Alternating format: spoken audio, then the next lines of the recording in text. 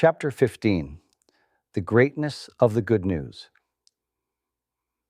I am astonished at the promptness with which you have turned away from the one who called you and have decided to follow a different version of the good news. Galatians 1:6, Jerusalem Bible. It is in the good news set forth in the Scriptures that Christian freedom finds its base. The very proclamation of the good news is a call to freedom.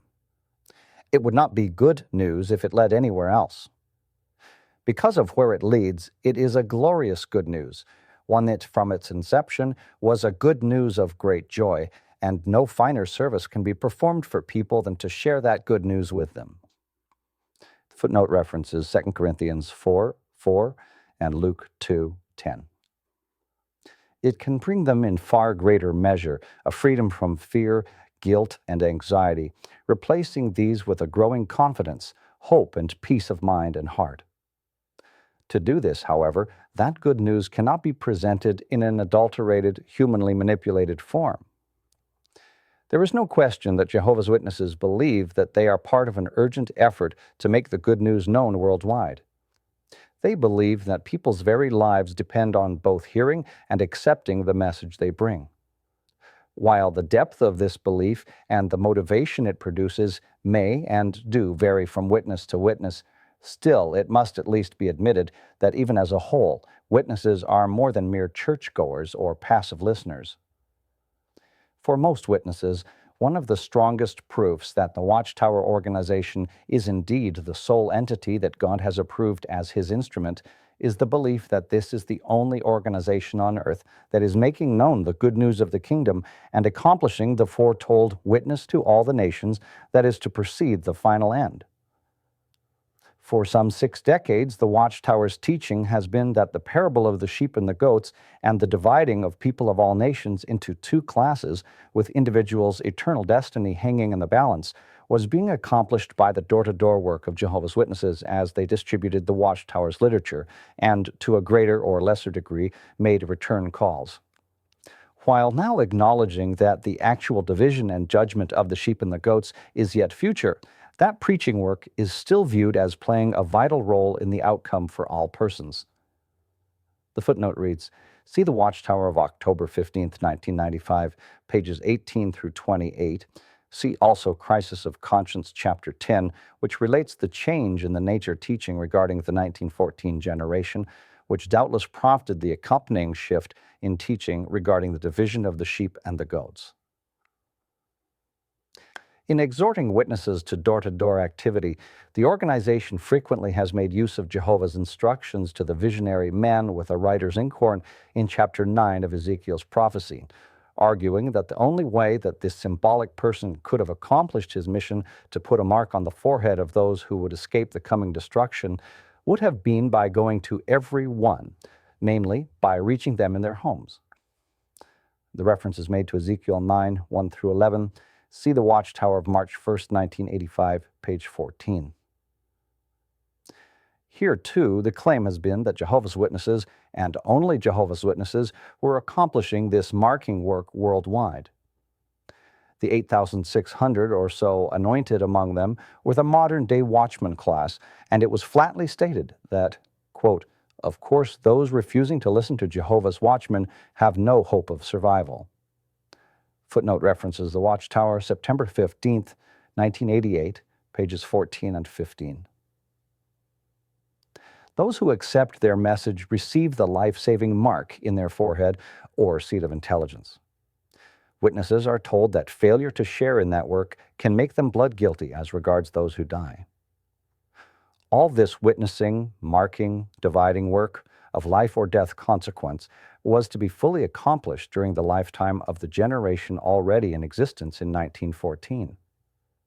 Witnesses received a constant flow of reports of numerical growth in various countries as evidence that this was all true, that their organization was, by itself and apart from all other religions, accomplishing this crucial global task. How valid have been these claims, and to what extent has the proclaimed goal been realized? How global is the worldwide witness? From a small beginning in the United States in the late 1870s, Jehovah's Witnesses today are active in 212 countries and islands. The millions of hours spent annually at witnessing and the hundreds of millions of publications distributed in scores of languages are all clear fact. Had the Watchtower organization been content to say that it has accomplished a noteworthy international proclamation of its own message, there would be no reason whatsoever to disagree. But it went far beyond that by claiming that through it, as an instrument, and through it alone, God is making the good news known to all mankind, fulfilling in this way the vision of the angel who has everlasting good news to declare as glad tidings to people who dwell on the earth and to every nation and tribe and tongue and people. Revelation 14:6. An example of the organization's own self-image is found in the March 1st, 1985 Watchtower in an article titled Shedding Forth Light Amidst Earth's Gloom, dealing with chapter 60 of Isaiah's prophecy. In discussing verses 8 to 11 of this prophecy, it applies the shedding forth of light as coming particularly from 1919 onward, mentions the diminishing number of anointed witnesses, and then says, on pages 16 and 20, quote, "This aging group grows smaller as one by one they finish their earthly course in integrity. About 9,000 now remain. But others, numbering into the millions, are flocking like doves to their birdhouses, holes, or dovecotes, finding refuge in God's organization." And Isaiah 60, verse 8 is referenced. They are like the flocks of doves seen in Palestine at certain seasons, flying just like a cloud, so numerous that they actually darken the sky. Next, Jehovah addresses his organization saying, quote, "Any nation and any kingdom that will not serve you will perish, and the nations themselves will without fail come to devastation." Isaiah 60:12. All prideful worldly nations and other opposers will be humbled at Armageddon. Jehovah declares, "I will rock all the nations, and the desirable things of all the nations must come in, and I will fill this house with glory." Haggai 2:7. But persecutors, apostates, and other disrespectful opposers will be compelled to bow down, acknowledging in chagrin that Jehovah's Witnesses do indeed represent God's organization, the city of Jehovah, Zion of the Holy One of Israel. Isaiah 60:12-14. A following article titled "Jehovah Speeds It Up" then lists examples of notable numerical expansion in various countries, and in its conclusion says, on page 22, "We rejoice that in recent years Jehovah has so wonderfully cared for the expanding of the Watchtower branch facilities. Today, these branches are equipped to help massive flocks of doves. Therefore, let all of us share in beaming forth the light of the kingdom good news to millions more. Let us point all howling doves to the way of salvation, behind the protective walls of Jehovah's organization, and increase praise to Him at its gates." Jehovah's Witnesses have indeed enjoyed notable growth in many countries of the world, some areas producing a much greater and more rapid increase than others. As seen, great stress is laid on such expansion as convincing evidence of divine blessing. But is a religion's numerical growth ever a safe guide or indicator as to its being specially chosen by God? It is never pointed out that other religions, such as the Seventh-day Adventists and the Mormons, religions that, like the Watchtower organization, had their birth in the United States during the 19th century, have registered approximately the same rate of growth as that of Jehovah's Witnesses. The footnote reads, for example, in 1961, Jehovah's Witnesses reported 900,000 members, the Adventists 1,200,000 members. In 1984, Jehovah's Witnesses had increased to 2,800,000, the Adventists to 4 million. Mormons have grown in about the same proportion during the same period. A few years ago, the Mormon Church, Church of Jesus Christ of Latter-day Saints, reported a membership of 6.2 million, of whom 2.2 million were located in about 115 lands outside the United States. The standards for determining membership certainly vary, Witnesses list only those who report time and field service, while other religions referred to include a broader scope. But whatever the standard, the fact remains that the rate of growth, or percentage of numerical increase, is approximately the same. Obviously, if numerical growth were the criterion for determining God's approval and blessing, then the enormous worldwide growth of the Roman Catholic faith over a period of centuries, particularly from the 4th century forward, should be proof positive of its having enjoyed divine blessing. The standard used in validating its own claims is not, however, applied by the Watchtower organization to other religions.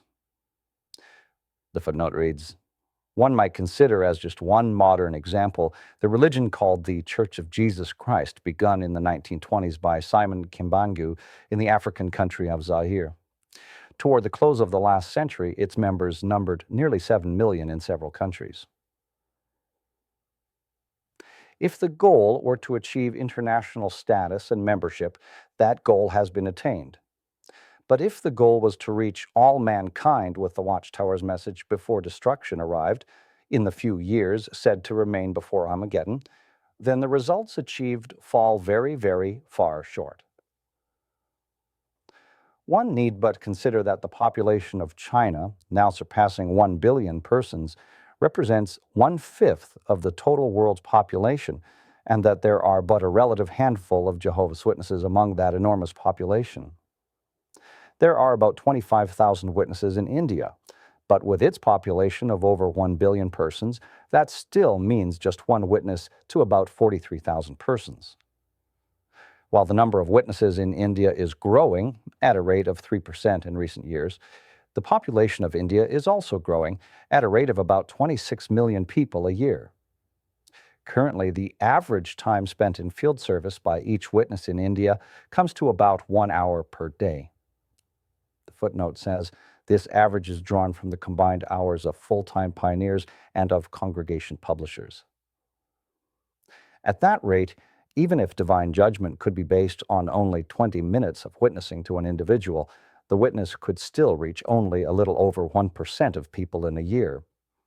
But India's population annual growth rate is 3%, and a large part of the hours spent witnessing involved talking to the same persons on return visits and home Bible studies, or simply in going back over territories it covered previously.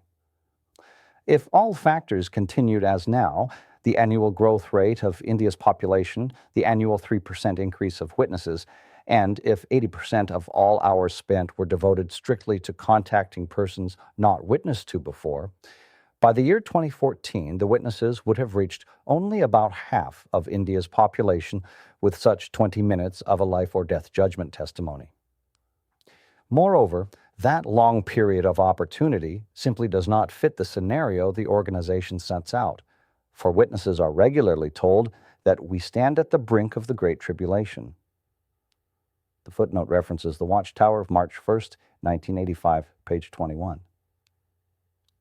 The ratio in Pakistan, with its 141 million inhabitants, is even more disproportionate, 192,000 persons for each witness.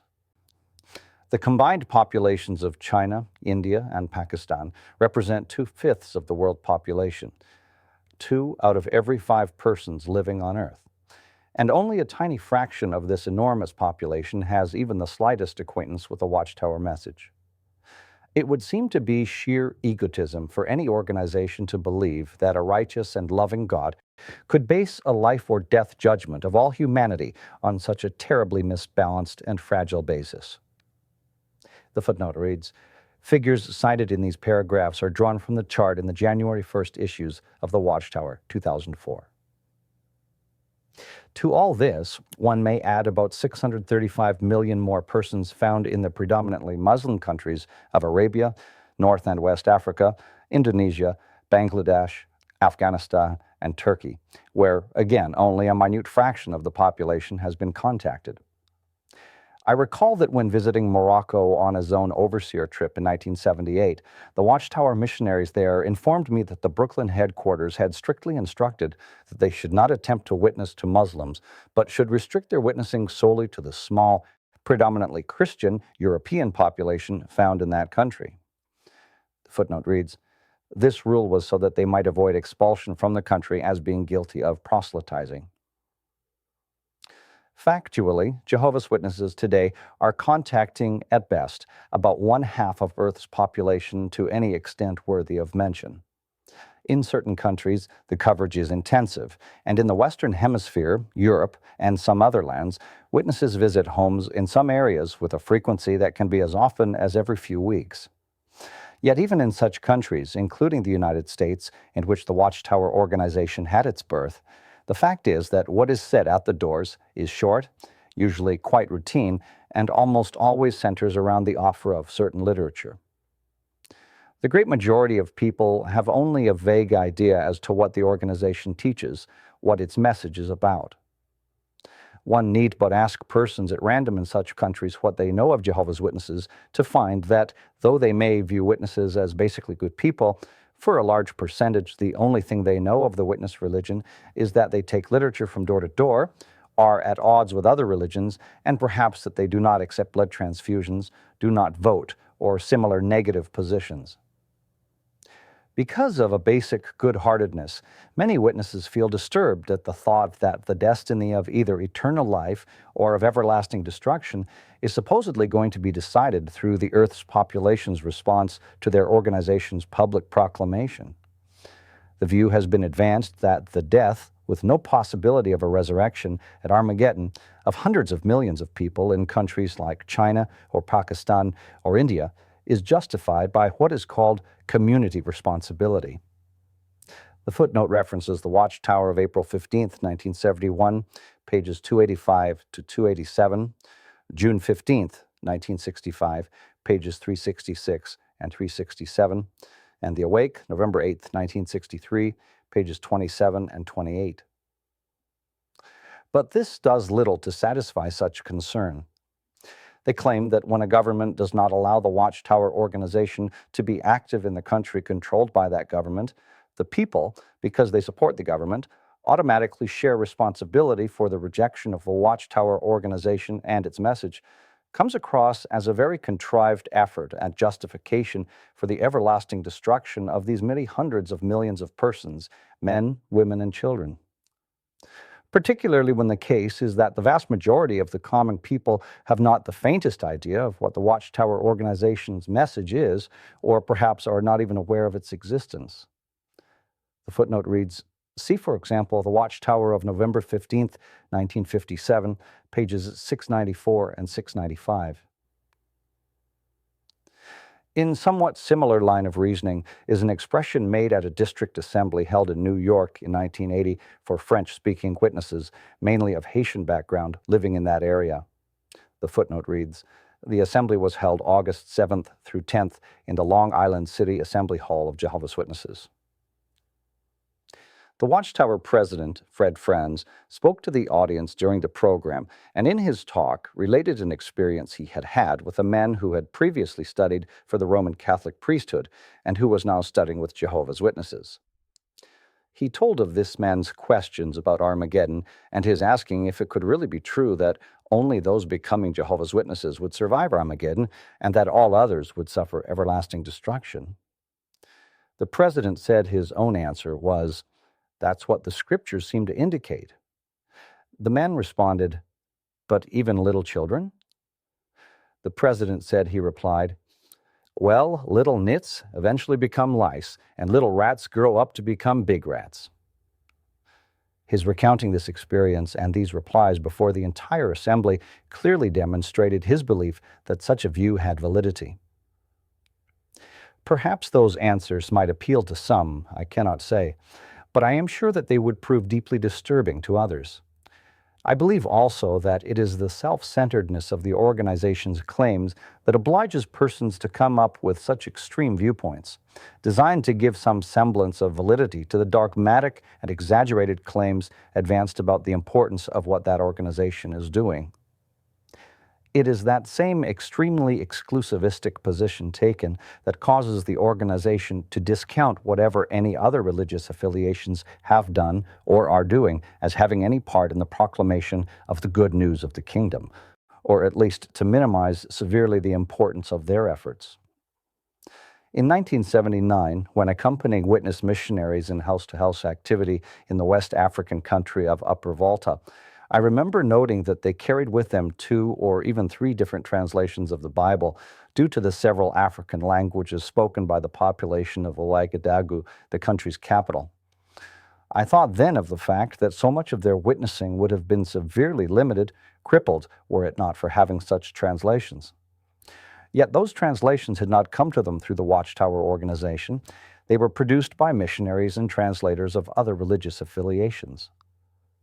The achievement of translating the Bible in whole or in part into more than 1,900 tongues is truly remarkable. The footnote reads, "See Awake, July 8, 1990, page 28. The Watchtower Society calls attention to the fact of the achievement, but is reluctant to acknowledge the credit due to those who accomplished it, simply because they were not Jehovah's Witnesses. Yet the Bible, as the very source of the good news, the place where the good news, as preached by Christ and his apostles and disciples, can be read in its original, unaltered, unadulterated form. In visiting not only Upper Volta, now Burkina Faso, but also Senegal, Mali, Ivory Coast, and Benin, I found that in any of these lands, where the major religions are animalism and Islam, witnesses numbered only a few hundred at most. Yet on arriving at Cameroon, I found more than 10,000 witnesses there. Why the contrast? The major difference was that Cameroon had a far larger percentage of the population professing Christianity. That circumstance, however, was the result of the earlier missionary activity of other religious organizations, Catholic and Protestant, and had been accomplished before the Watchtower organization ever appeared on the scene. And this situation is true in much of the world, that the degree of success of the Watchtower activity in any country is often parallel to the extent to which other church organizations previously had introduced the Bible to that country. In virtually every place where witnesses are found, other Christian affiliations had already been there, and, to some degree at least, paved the way, especially in their translating the Scriptures. Where such church systems have not already laid a foundation, the witnesses' efforts rarely bring any significant number of conversions. The footnote reads, "Even in China, where witnesses have established a bare foothold, there are some 4,000 Protestant churches that have reopened since the violent cultural revolution of 1966 to 1976. In all, some 2.9 million Bibles have been produced in China just since 1980, and the provision in 1986 by the United Bible Society of $5 million in printing equipment stepped up production markedly. In view of the strong governmental restrictions that remain, this is all the more notable. Yet the ones promoting and accomplishing this task are, according to Watchtower doctrine, all classed as part of Babylon the great seductress and violent enemy of Christianity. To make it appear that once the apostolic period of the first century had ended, little of anything was accomplished as to the spread of the good news for the next 17 centuries, until finally the Watchtower organization appeared in the late 1870s, is to make Jesus' words at Matthew 28, 18 through 20 seem quite hollow. His firm assurance to his followers and their disciple-making was that, "Surely I will be with you always," hence at all times, continuously, to the very end of the age. How effective a witness? If the trumpet does not sound a clear call, who will get ready for battle? So it is with you. Unless you speak intelligible words with your tongue, how will anyone know what you are saying? You will just be speaking into the air. 1 Corinthians 14, 8, 9, New International Version. Aside from the quantity and extensiveness of this witnessing activity, what of its quality? Mere figures on the chart do not reveal this. Even on the surface, one can see obvious problems, that by far the majority of what is called declaring the good news is simply a presentation and distribution of books and magazines, the vast majority of which admittedly are never read. The footnote reads, "See the statements by highly placed representatives quoted in Chapter 6, pages 188, 189, 198, 200, 203, to the effect that the reporting of hours and placement of literature are generally the goal of most publishers. During my 50 years of active service, I accompanied thousands of individual fellow witnesses in many countries as they went from door to door. Only rarely did I feel that what they said to people would qualify as anything approaching an effective witness for Christianity. The claim for decades was that by such activity, the division of people into classes of sheep and goats was being effected under angelic direction, with life or death outcome in the balance.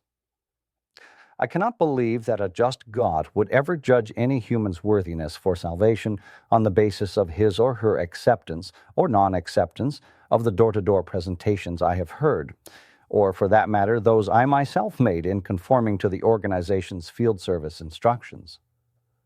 The overall mental impression left with most listeners is unquestionably that of persons interested in selling religious literature or in advocating their particular sectarian beliefs.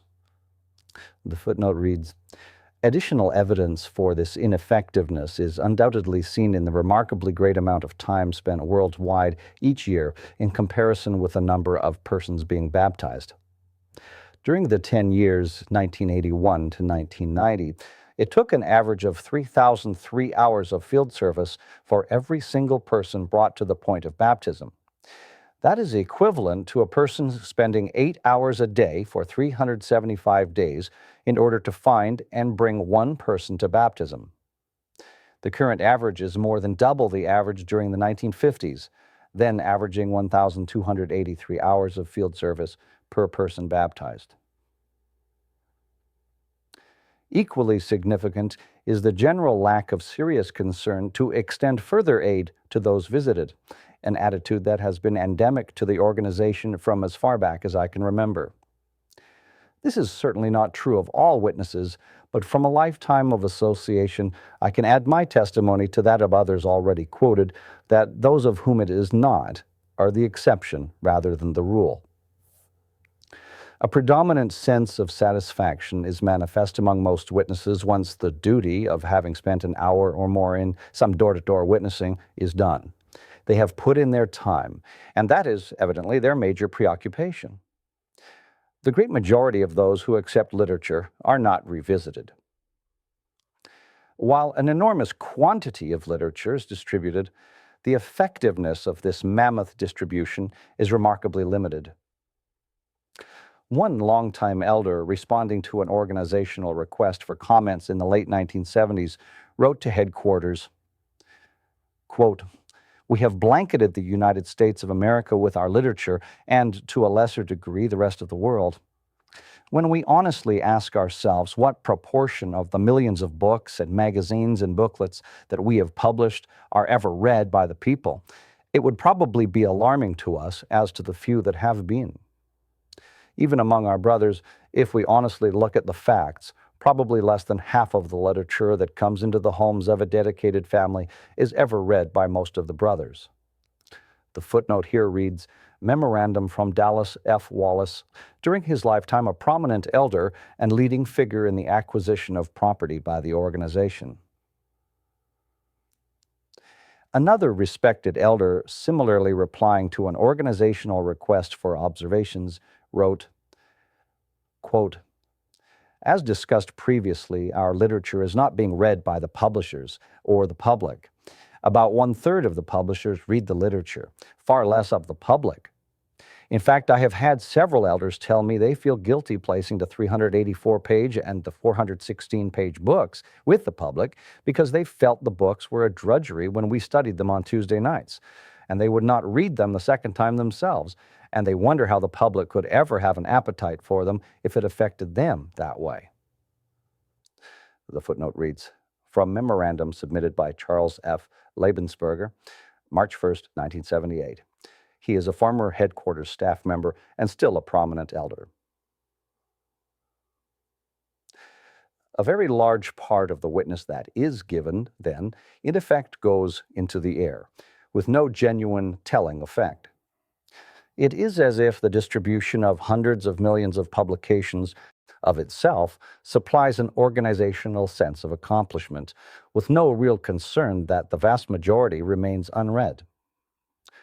Alternative methods, or more effective methods of helping people than by door-to-door distribution of books and magazines, are not explored, actually not even contemplated.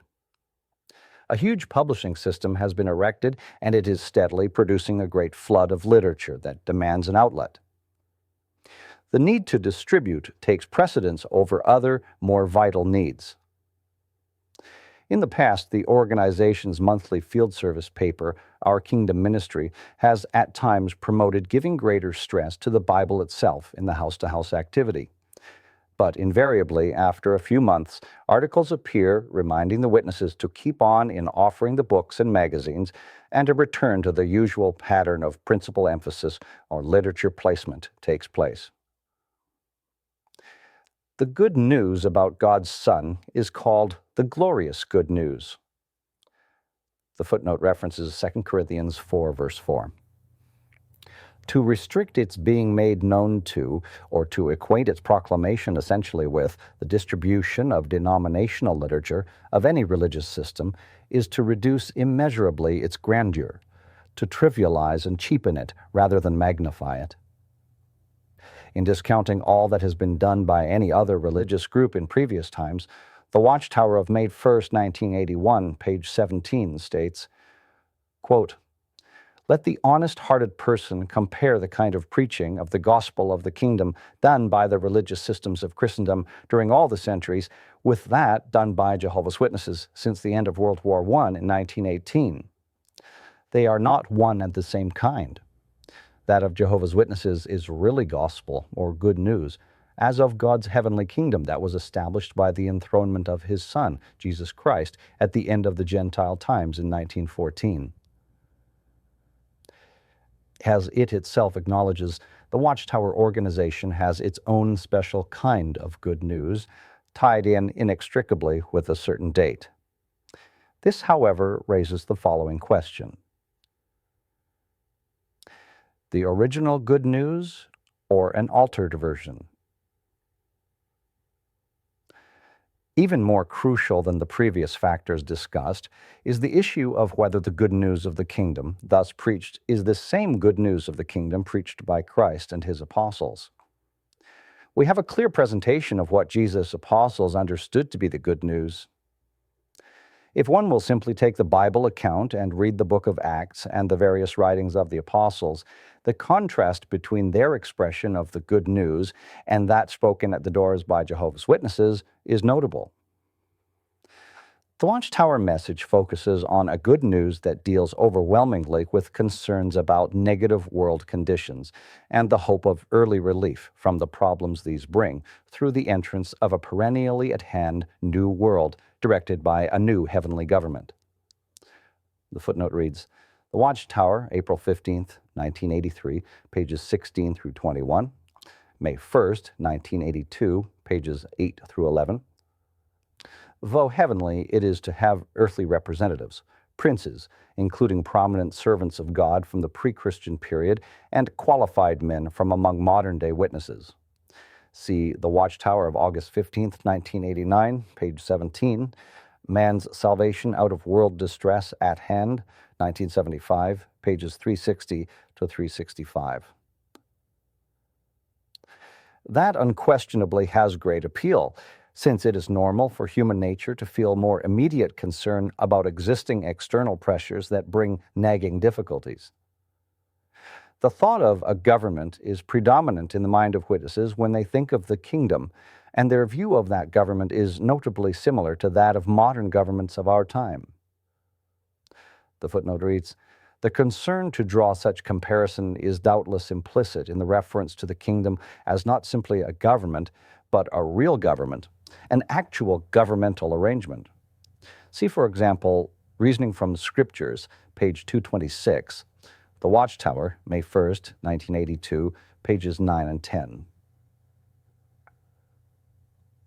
The Watchtower Society has, in fact, published both articles and talk outlines drawing parallels between the kingdom and such governments, depicting the administrative, legislative, judicial, and educational facets in both, including evidence of the kingdom's being a functioning government since 1914 in its providing and administering written laws and providing an educational program to its subjects, as also the ability to finance such a program, and even comparing the present population subject to that government with the population of various small countries. The footnote reads, examples may be found in Shining as Illuminators in the World, a 1977 Manual for Pioneer Witnesses, pages 108 to 110, and The Watchtower of June 15, 1988, page 5.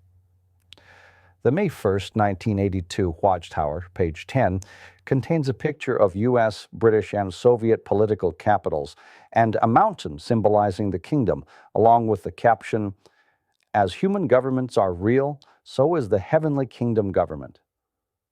The Watchtower of January 1, 1991, page 4, states that in its numbers, the witness nation now outranks some 60 of the 159 member nations of the UN. It seems remarkable in this connection that Watchtower writers can fail to see that their organization has done the same thing that they condemn in other religions, notably the Catholic Church.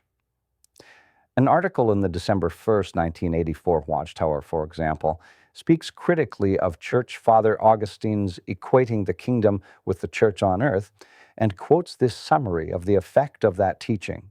Page 6. Quote, "Through the ecclesiastical hierarchy, Christ is actualized as King of the kingdom of God.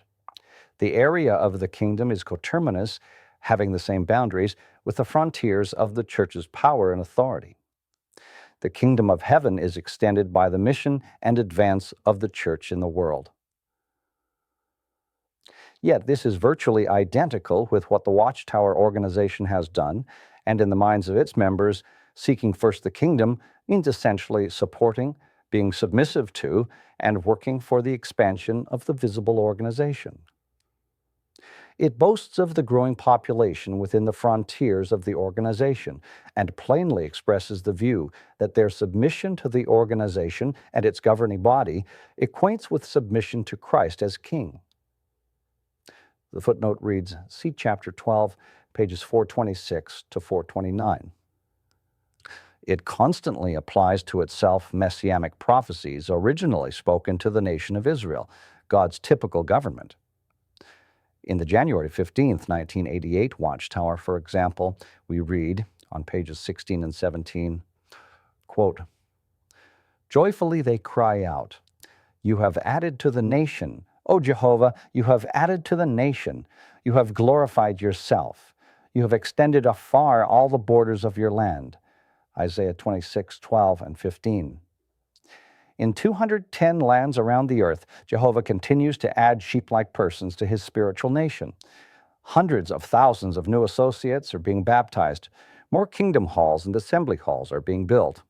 Watchtower branches are expanding their Bethel homes and factories and are adding printing equipment.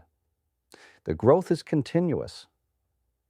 This expansion comes because the Prince of Peace is directing the affairs of God's people on earth. As Isaiah states earlier in his prophecy, "To the abundance of the princely rule and peace there will be no end, upon the throne of David and upon his kingdom, in order to establish it firmly and to sustain it by means of justice and by means of righteousness from now on and to time indefinite. The very zeal of Jehovah of armies will do this." Isaiah 9, 6 and 7. How grandly those words have been fulfilled today. As the article itself states, the fulfillment is seen not in truly spiritual aspects, but in numerical growth, which brings more persons under the organization's authority, and organizational expansion in properties, buildings, and equipment. Augustine's equation of the kingdom with the church is paralleled by the Watchtower's equation of the kingdom with the earthly, visible organization. The constant emphasis on the idea of government undoubtedly contributes markedly to the willingness of witnesses to subject their thinking and their consciences to a religious system, to acceptance of the imposition of a growing volume of theocratic law, numerous organizational rules and policies that must be observed.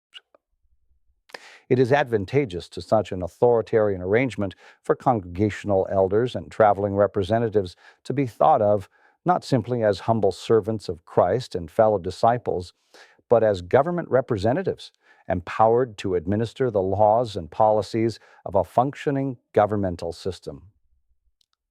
The footnote reads, "This aura of impressive governmental authority is enhanced by the teaching that qualified ones among these elders will become princes in the new order." Jude's words about disregarding lordship and speaking abusively of glorious ones are also applied to anointed followers who serve faithfully as appointed Christian overseers and to responsible men in the congregation, with warning against failure to show submission to these men as the glorious ones referred to. See The Watchtower of August 15, 1982, pages 28 and 29, January 15, 1979, page 25.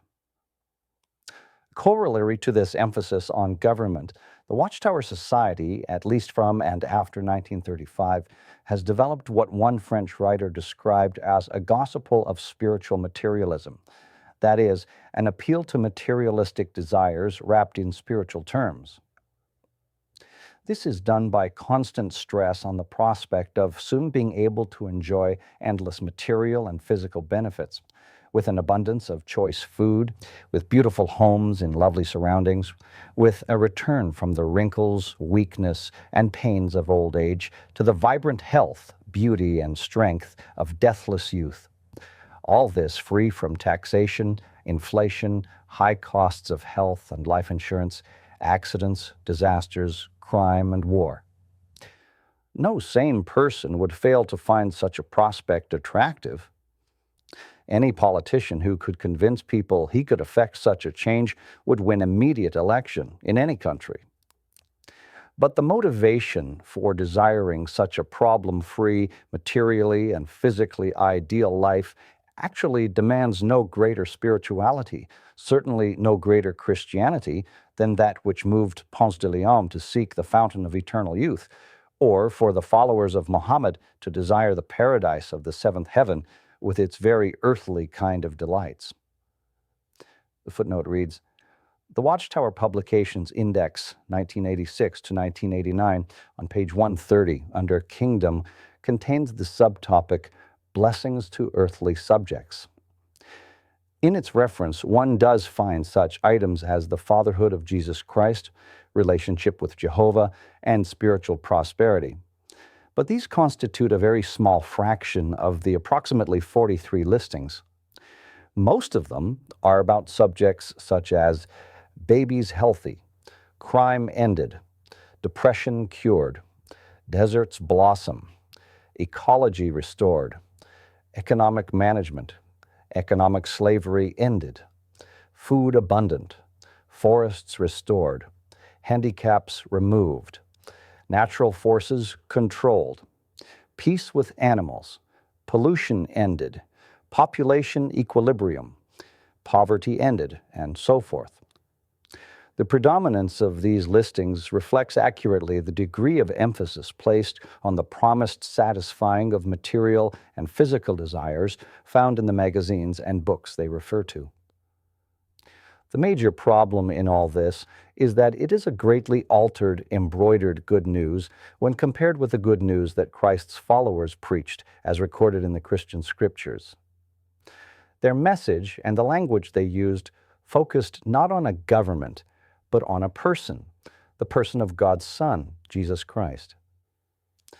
Compare Acts 8:12 with Acts 5:42, Acts 8:4, 5, and 35.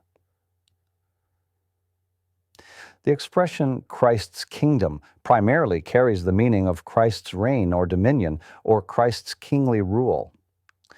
The footnote reads, "The term kingdom, as found in the Christian scriptures, come from the Greek term basileia, which does not have the modern sense of a government which the Watchtower Society would like to give it. As the Theological Dictionary of the New Testament states, the term refers to the being or nature or state of a king, i.e., his dignity, and secondarily, the expression of this in the territory he governs. The sense of dignity is primary in the 70 Philo and the NT. The focus is on a person, even as in the Oriental lands the kingdom resided as to power and authority in the person of the king. Reference works as a whole combine to show that the sense is that of a kingship or reign, not the idea of a governmental organization as persons today think of it. While the meaning of the term basileia may also refer to the domain in which the rulership is exercised, that sense is secondary. Since God is the sovereign source of Christ's kingship, and since this is God's own arrangement, the expression "the kingdom of God" is often used as a synonym for the kingly rule of his Son. The footnote reads, compare Luke 19:11-15, Revelation 12:10. It may be noted that in verses 12 and 15 of the passage in Luke, the New World Translation renders basileia by kingly power, while in the footnotes of certain editions it shows the alternative rendering of kingdom.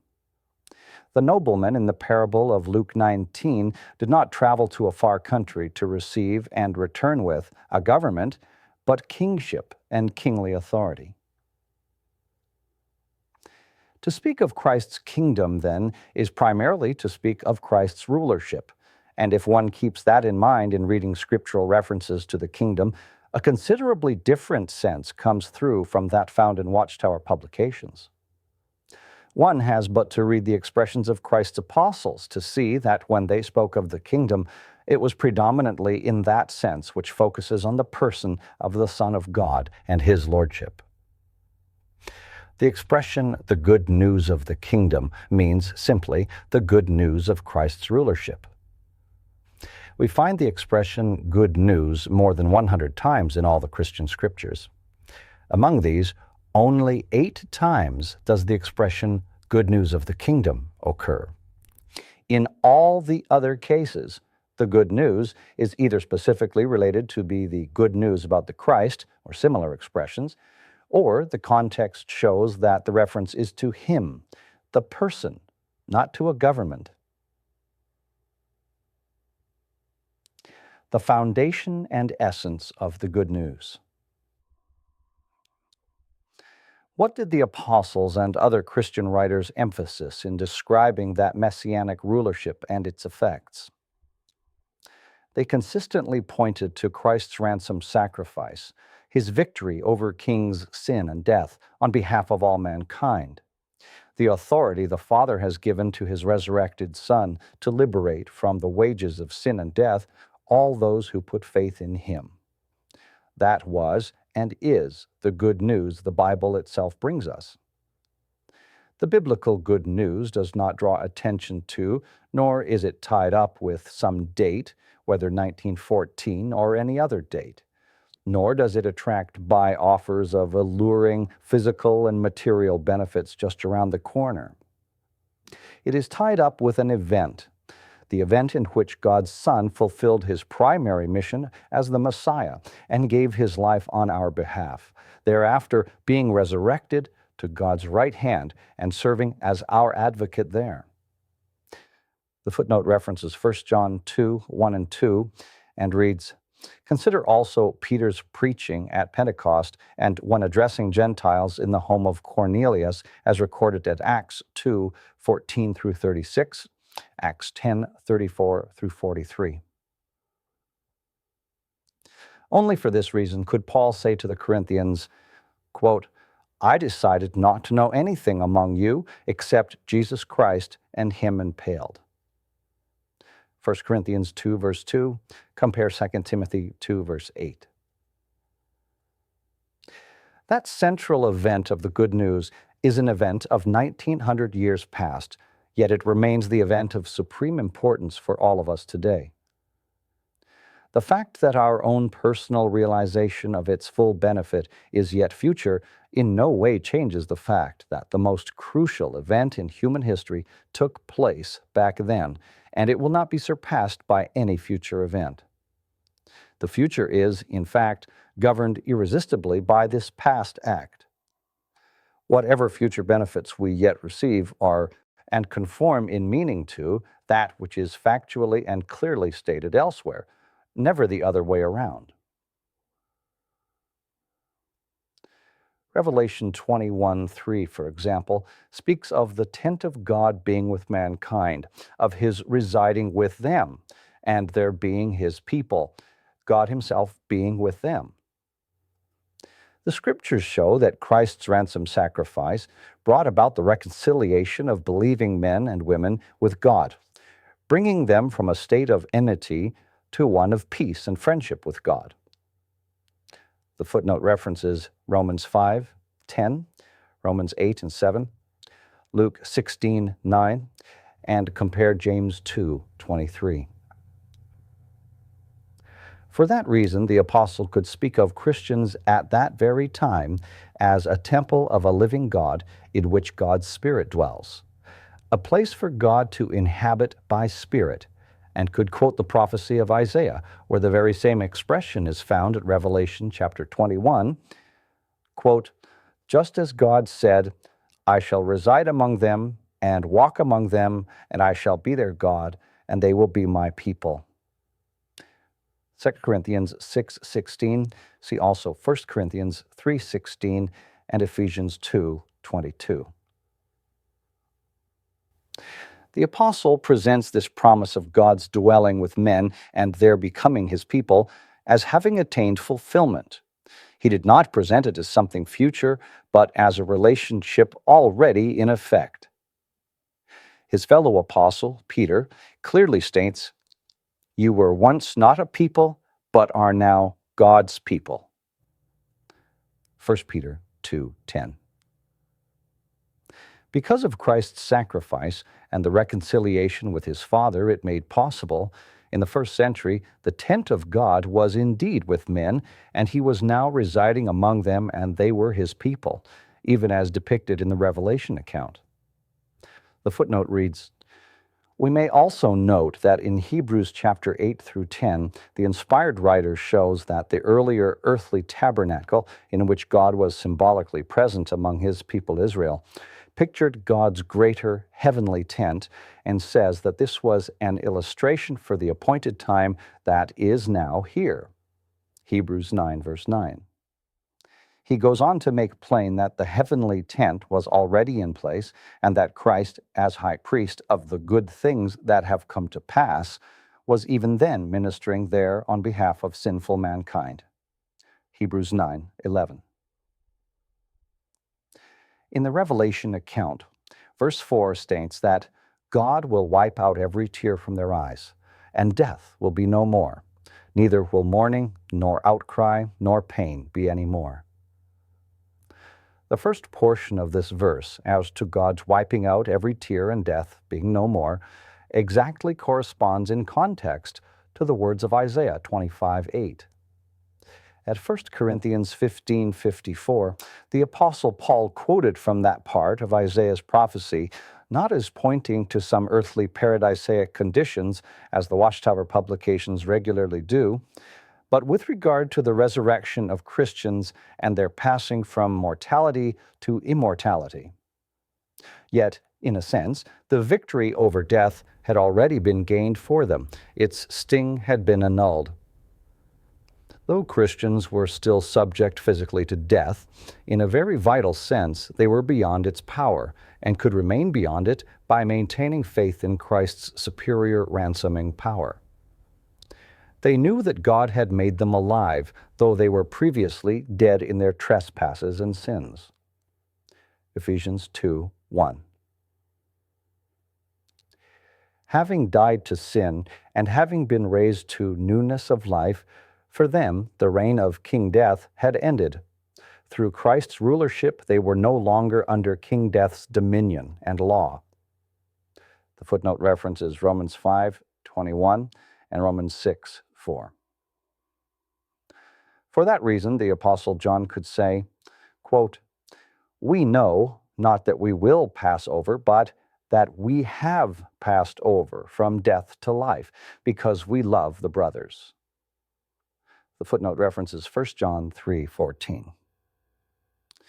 In so saying, he was simply repeating Jesus' identical expressions in which Jesus spoke of those putting faith in him as already possessing everlasting life because of that faith.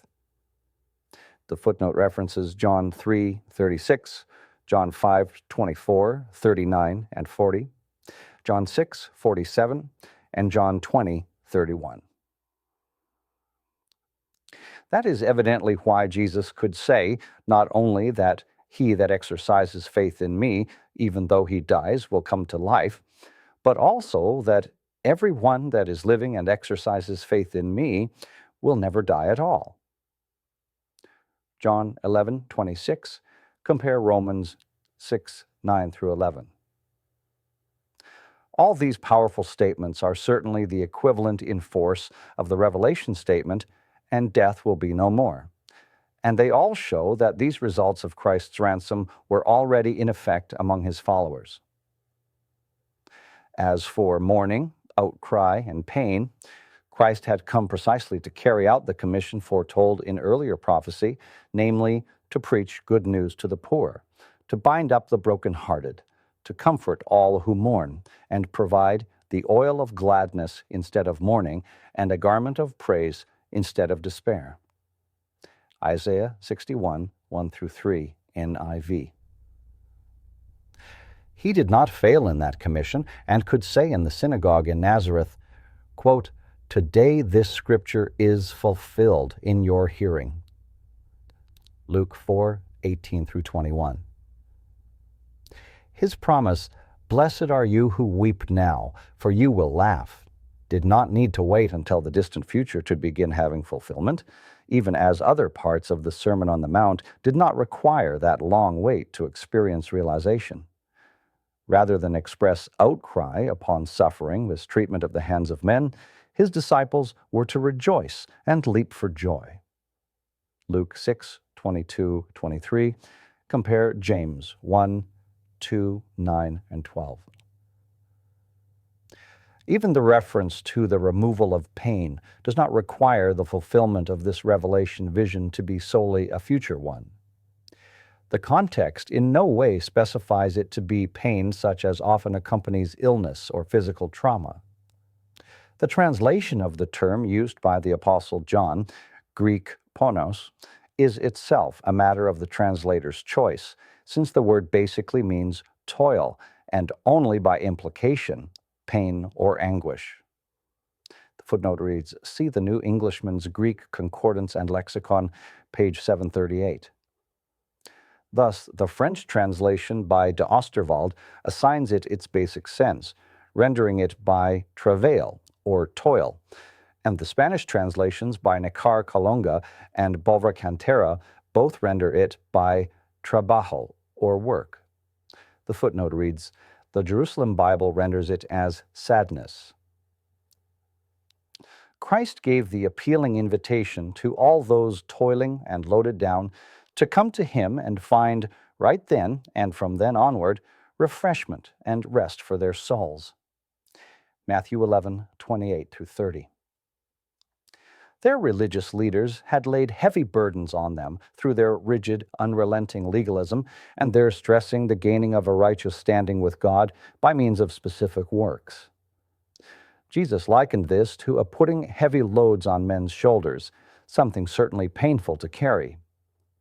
The good news brought by God's Son enabled them to become free of all these burdens, free from the frustration and weariness of endeavoring to satisfy such burdensome requirements, and thus end the pain, both emotional and mental, that such struggle brought.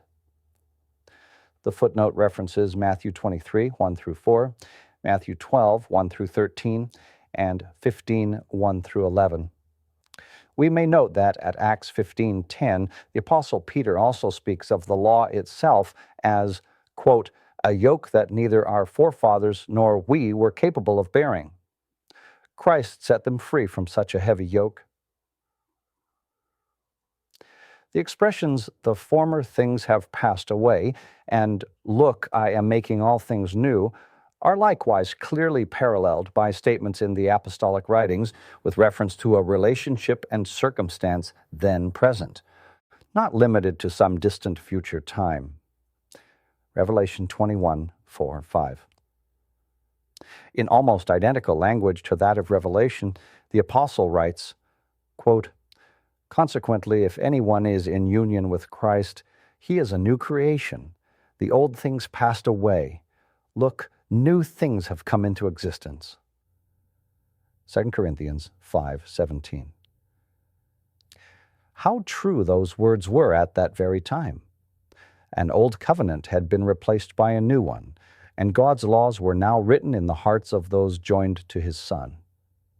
Though previously dead in sin, Christians had been raised to live a new life, as if having had a new birth, serving in the new way of the Spirit and not in the old way of the written code.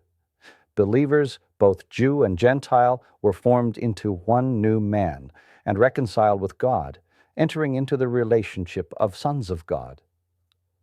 A new force now molded their thinking, and they cast off their old life course and clothed themselves with a new course, one constantly renewed in the likeness of its Creator.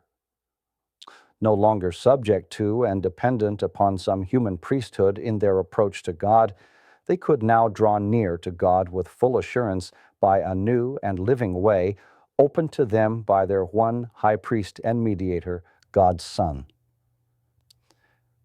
The footnote makes reference to Hebrews 8, 7 through 10, 1 Peter 1 and 3, Romans 6, 11, Romans 7, 6, and 8, 10 through 14, Ephesians 2, 14 through 18, Ephesians 4, 22 through 24, Colossians 3, 9 and 10, and Hebrews 10, 19 through 22. In all of the above cases, the already and not yet factors apply with the hope of the ultimate realization yet to be fulfilled, but with that hope greatly fortified by the dispensations now in effect. Transferal into the kingdom. What a marvelous change Christ's sacrificial act had produced for His disciples, and what a marvelous entry into a genuinely new relationship it introduced. Christ does indeed have a spiritual nation over which He rules, but it is composed of all persons on earth who have put their faith in Him and who render submission to Him as the spiritual head and as the sole mediator between themselves and God. The footnote references 1 Peter 2, 4 through 9, 1 Corinthians 11, 3, and 1 Timothy 2, 5 and 6. Organizational subjection and boundaries and numerical growth have nothing to do with this, nor are they related to the fulfillment of the messianic prophecies. These have indeed seen fulfillment, but in a more extensive and far different way than the Watchtower organization's explanations present. This transferal of God's servants into Christ's kingdom is in no way tied in with organizational affiliation, nor with the date 1914. It extends all the way back to the first century and Christ's providing redemption through the sacrifice of Himself. The Scriptures show that His disciples had even then been delivered from the authority of darkness and transplanted into the kingdom of the Son of His love. The footnote references Colossians 1:13. The Apostle Paul could therefore say of God, quote, "He raised us up together and seated us together in the heavenly places in union with Christ Jesus." Ephesians 2:6. He did not speak of this as future, but used the past tense, raised, not will raise, seated, not will seat, in describing the spiritually lofty position that their transferal into the kingdom of the Son of His love had effected. Because of their delivery from the authority of darkness, they were now as if seated with the heavenly King, God's Son. Jesus had said, "Happy are the mild-tempered ones, since they will inherit the earth. Happy are the peaceable, since they will be called sons of God." Matthew 5:5 and 9. As a result of Christ's death and resurrection, and their faith in the power of this, His followers had now become sons of God, and therefore also became joint heirs of Christ and heirs of God, to whom the earth and its fullness belongs. The footnote references Romans 8:14 through 17, Galatians 3:29, Galatians 4:4 through 6, 1 Corinthians 10:26, Psalm 24:1, and 1 Corinthians 10:25 and 26. Because they were now adopted into God's royal family, the apostle could speak in the present tense when saying to his fellow Christians, quote, "All things belong to you, whether Paul or Apollos or Cephas or the world or life or death, or things now here or things to come. All things belong to you. In turn, you belong to Christ. Christ, in turn, belongs to God." 1 Corinthians 3:21 through 23. Also referenced is Romans 8:17, Galatians 4:6 and 7. In similar vein, the Apostle Peter wrote, also in present tense, quote, "You are a chosen race, a royal priesthood, a holy nation, a people for special possession, that you should declare abroad the excellencies of the one that called you out of darkness into his wonderful light." They were not merely priests of God, but royal priests, and the term royal in the Greek, basileos, is from the same root as the word for kingdom, basileia. Peter states that the Christians to whom he wrote were already, at that time, a kingly priesthood, or a kingdom of priests. The footnote reads, "This understanding of the Greek phrase is also indicated by the Greek Septuagint rendering of Exodus 19:6, where the Hebrew expression, a kingdom of priests, appears. See the Expositor's Greek Testament, Volume 5, page 57.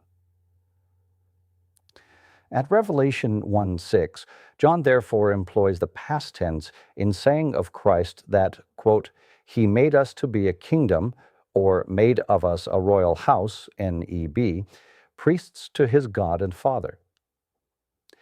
All this certainly must be considered in understanding later expressions in the book of Revelation, as when Revelation 5:10 says, quote, "You made them to be a kingdom and priests to our God, and they are to rule as kings over the earth."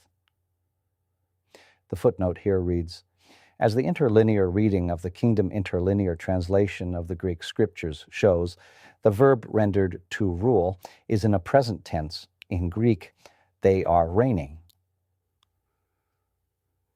It may be noted that the New World Translation here reads, "over the earth." Yet the Watchtower's own chart in the front of the Kingdom Interlinear translation shows that the Greek preposition here used, epi, has the fundamental sense of upon, not over. In Greek, hyper.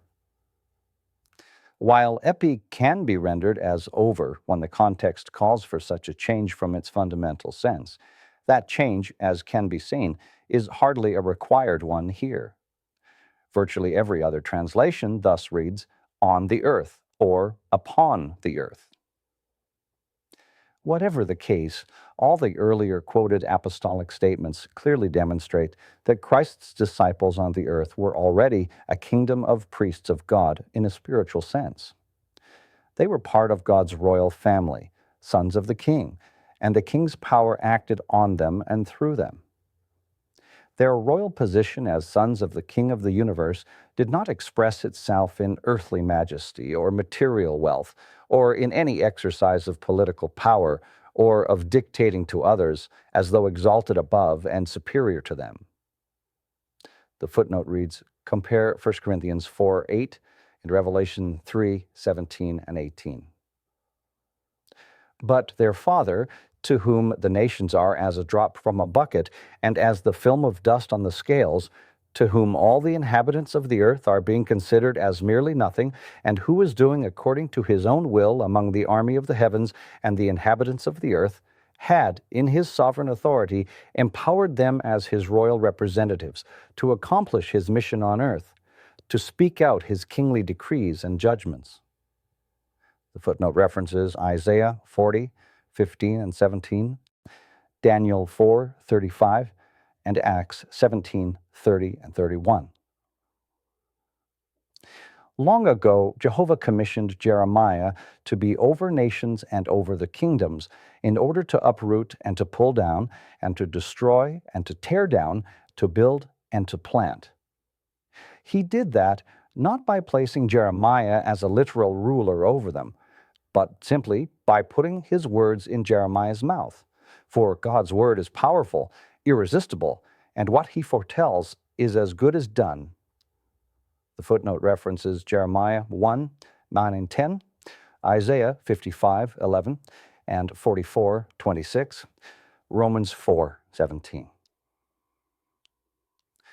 Having spoken to mankind by prophets, God has now spoken to us by his Son, and the word or message spoken by him was itself to serve as a judge toward all mankind. Hebrews 1, 1 and 2, John 12, 48. That Son, from his ascension onward, has exercised all authority in heaven and in earth, and his disciples and joint heirs on earth have the royal privilege of making his word known. Presented free from alteration or adulteration, that word has its own resultant judging effect. The footnote references Matthew 28, 18 through 20, Acts 13, 44 through 48, and 28, 23 through 28.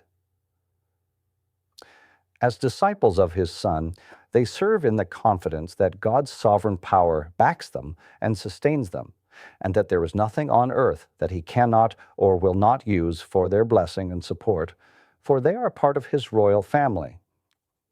They will never lack anything they truly need to continue on and fulfill their purpose on earth. They will never lose anything of genuine and lasting value, for, quote, if God is for us, who can be against us? He who did not spare his own Son, but gave him up for us all, how will he not also, along with him, graciously give us all things? Who shall separate us from the love of the Christ? Shall trouble or hardship or persecution or famine or nakedness or danger or sword? No, in all these things we are more than conquerors through him who loved us. For I am convinced that neither death nor life, neither angels nor demons, neither the present nor the future, nor any powers, neither height nor depth, nor anything else in all creation will be able to separate us from the love of God that is in Christ Jesus our Lord. The footnote references Romans 8, 31 through 39, NIV. This is indeed the best of news for those who see the superior and crucial value of spiritual blessings. That genuine good news is lamentably obscured when people are instead encouraged to focus their thoughts and desires on essentially material benefits perpetually depicted as just ahead in a substitute good news of human conception. Witnesses, if they give the matter any thought, can hardly fail to recognize that the good news as presented in the first century is a very different version from what they are accustomed to hearing and reading and speaking at the doors, as if the original version had become somehow outdated, outmoded, not suited to the present. The Apostle Paul said to the Corinthians that, when coming to them, he had decided not to know anything among you except Jesus Christ and him impaled. 1 Corinthians 2, 1 and 2. If any traveling watchtower representative today were to make such a statement, he would immediately be viewed with suspicion as though of a different religion. If a speaker at a meeting were simply to paraphrase one of Paul's letters, such as his letter to the Ephesians, without first informing his audience that this is what he was doing, he too would be viewed as sounding strange, speaking a different language than what his listeners were accustomed to, and as though representative of a different religion. I believe anyone reviewing that inspired letter and thinking on the matter would acknowledge this as true. Remarkably, little time is spent in consideration of the grand Christian teachings earlier presented, And this is not surprising, since they are viewed as applicable to less than 1%, actually only 0.2%, 0.2% of the organization's total membership. The life-changing power of the good news. Today's world and the existing political rule of earth undeniably produce many problems, irritations, frustrations, hardships, even sufferings for us all. But all of them together pale by comparison with the disastrous, humanly inescapable, and irredeemable effects upon us of the rule of kings, sin, and death. And a footnote here makes reference to Romans 5:21. In the first century, the good news was that those placing faith in Christ's ransoming act might now become free from the burdening sense of guilt their sinful state had induced, that their sins were fully forgiven, and they were reconciled to God and at peace and in friendship with Him. Far more, they were now accepted by Him into His family as His children, sons of the Most High. The repetitive sacrifices made under the law covenant and by means of a special priestly class had constantly served as a reminder of sin, with its accompanying sense of guilt. And no matter how many sacrifices the people had made over the years, there was always the realization that this was still insufficient to actually attain righteousness and the reward of life for them. But now, with this one sacrifice, Christ had put an end to any further need for sin-atoning sacrifices. The footnote references Hebrews 10:1-4. Now, God's servants could offer up a totally different form of sacrifice, sacrifices of praise and of love.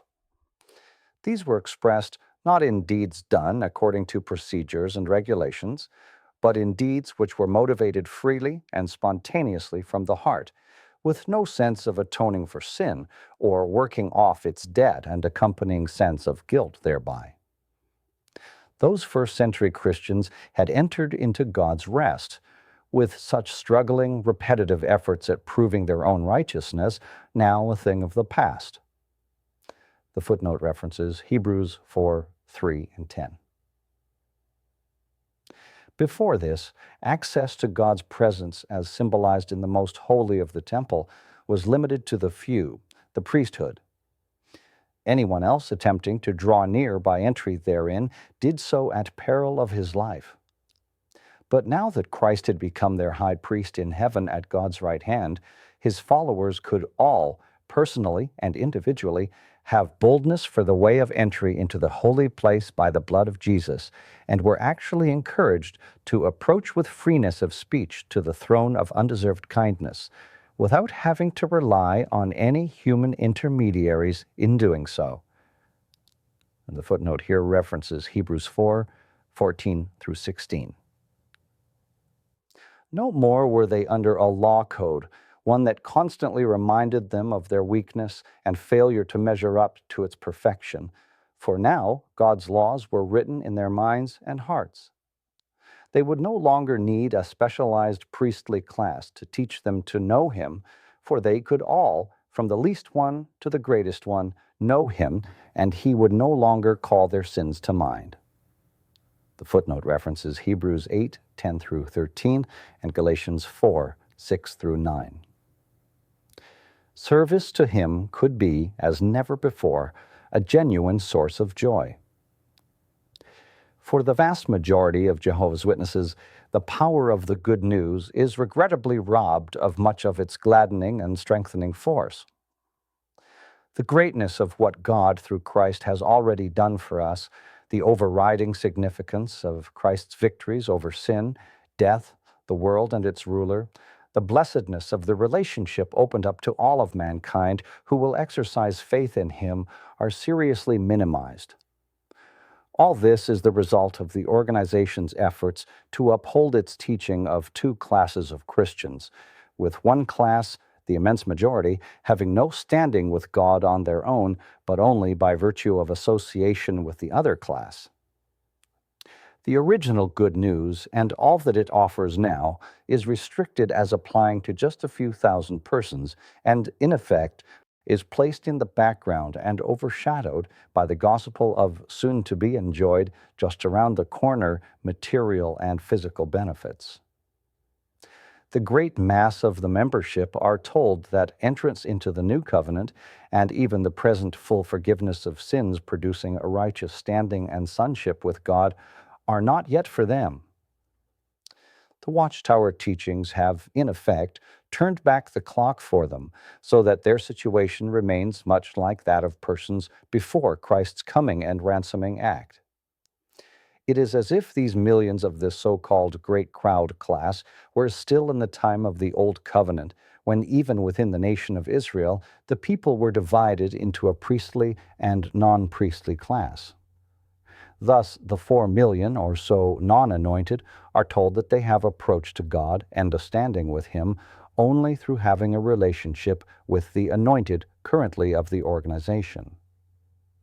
The footnote reads, Watchtower publications have applied the words in Zechariah 8:23 as to 10 men out of all the languages of the nations taking hold of the skirt of a Jew as applying to the great crowd of non-anointed persons who have figuratively taken hold of the skirt of the anointed remnant of Jehovah's Witnesses, and utilizing Revelation 3:9, the publications say of these non-anointed ones that, quote, they come to Jesus' anointed brothers and bow down to them, spiritually speaking, because they have heard that God is with them, and they minister to these anointed ones.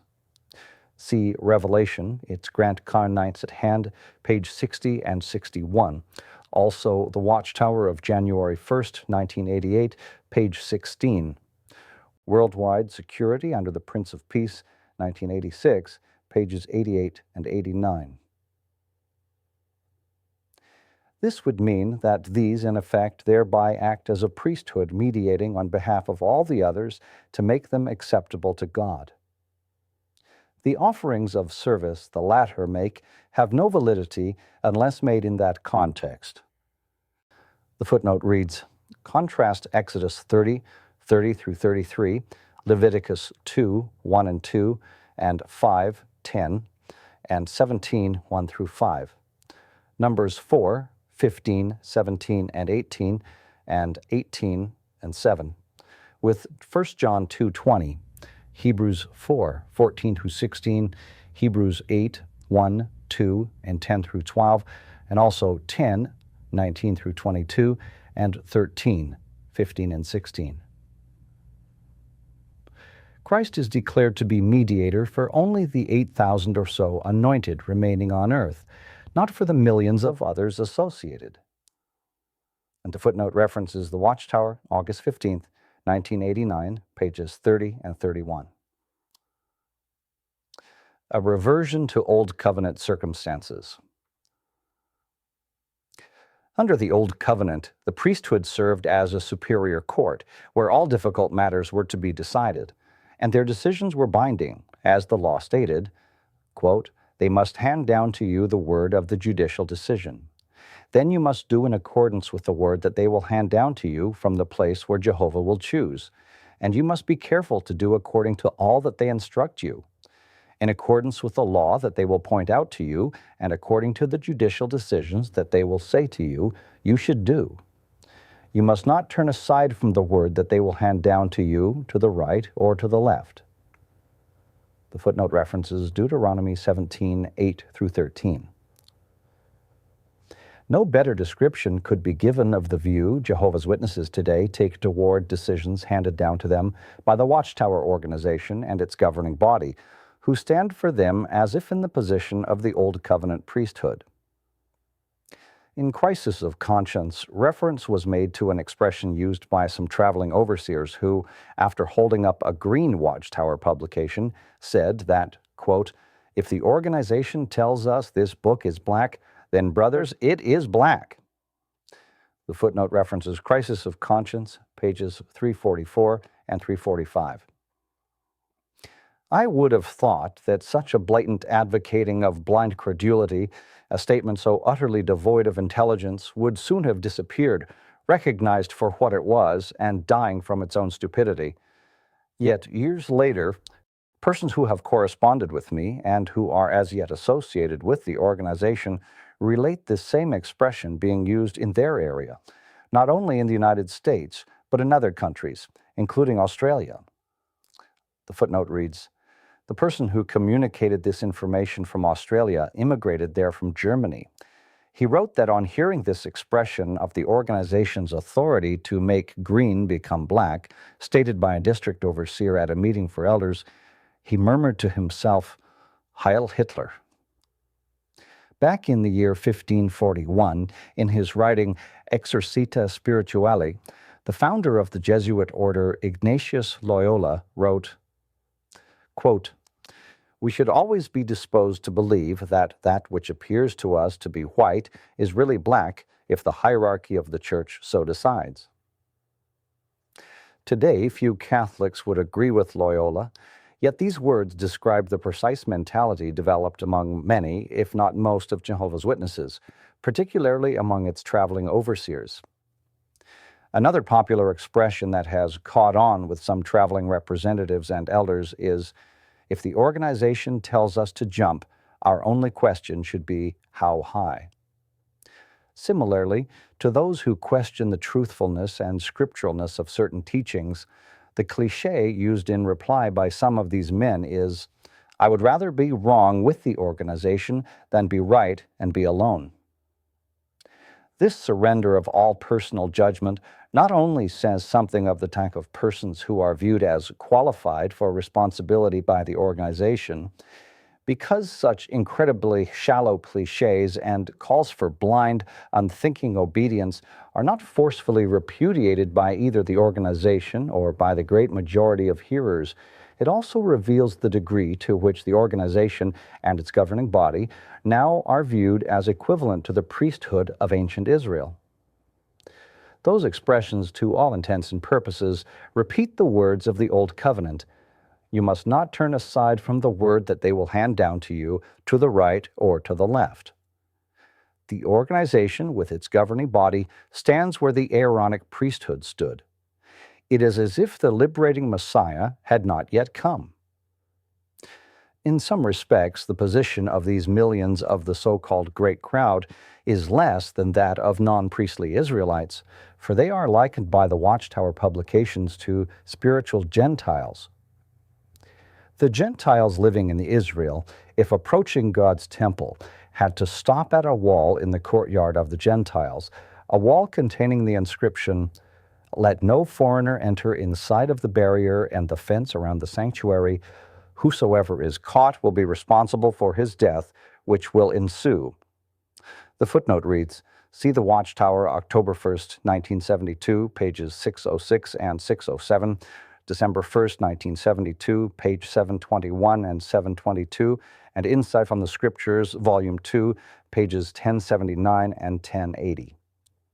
Whereas through his death, Christ tore down the wall dividing Jews and Gentiles, a wall that caused persons to be excluded from citizenship in Israel and to be as foreigners to the covenants of the promise, the Watchtower organization erects a new wall, spiritually dividing the anointed spiritual Israelites, today numbering some 8,600, from the spiritual Gentiles, numbering into the millions, and placing the latter in a figurative courtyard of the Gentiles.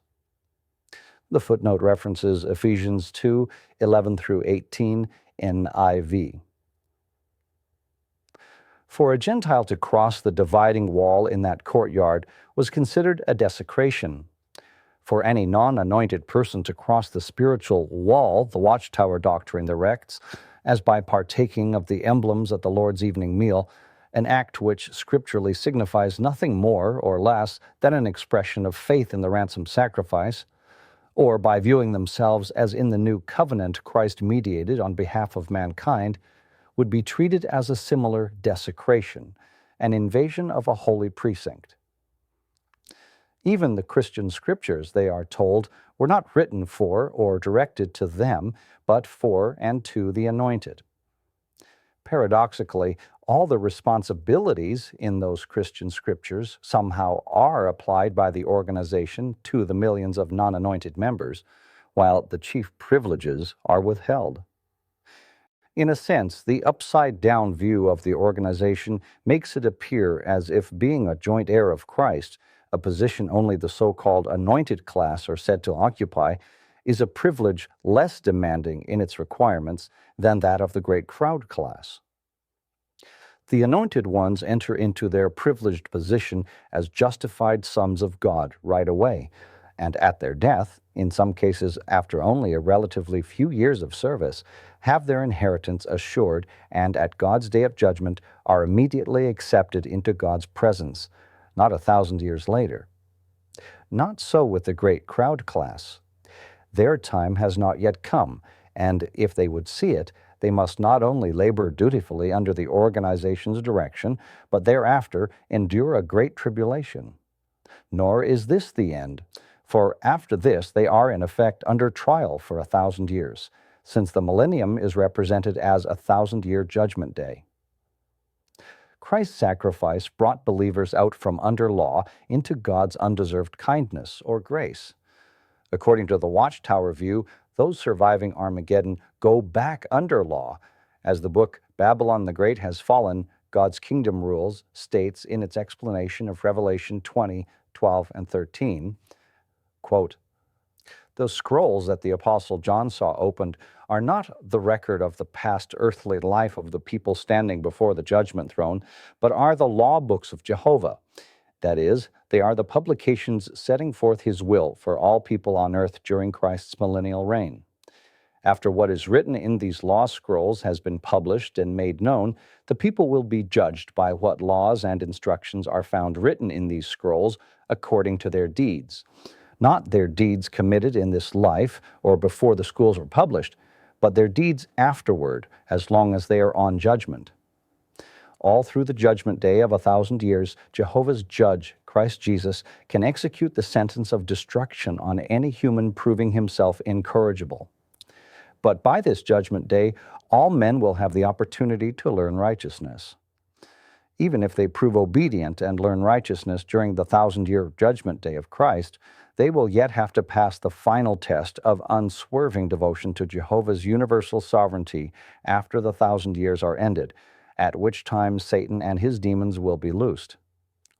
Then they will stand without benefit of an intermediary before the one seated on the great white throne, hence on their own responsibility. If they pass this decisive test with faithful obedience to Jehovah God, the universal sovereign, first, then, will he, as the supreme judge of all, write their names in the scroll of life, thus authorizing them to enjoy perfect human life forever in the paradise earth. The footnote references Babylon the Great Has Fallen, God's Kingdom Rules, pages 644 through 646. The more recent book, Revelation, its grand climax at hand, page 296, similarly says of the survivors of Armageddon, quote, "Their judging must continue through the 1,000 years as Jesus keeps on guiding them to fountains of waters of life."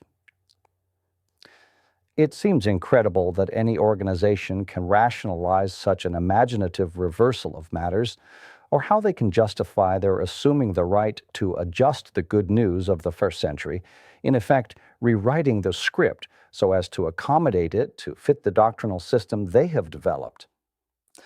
Certainly the international proclamation in which they replace the first century good news with their own 20th century version thereof does not qualify as fulfilling Jesus' prophecy about the preaching of the good news to all nations. When he said, "This good news of the kingdom will be preached in the whole world," he clearly referred to the good news as he presented it, and as it was thereafter presented by his apostles and disciples, not some rewritten script of that good news to be found 1,900 years later only in publications and magazines of a particular religious movement. That original good news, heard in the first century, remains the everlasting good news that needs no updating and is the basis for the faith that was once for all time delivered to the holy ones. Revelation 14:6, Jude 3.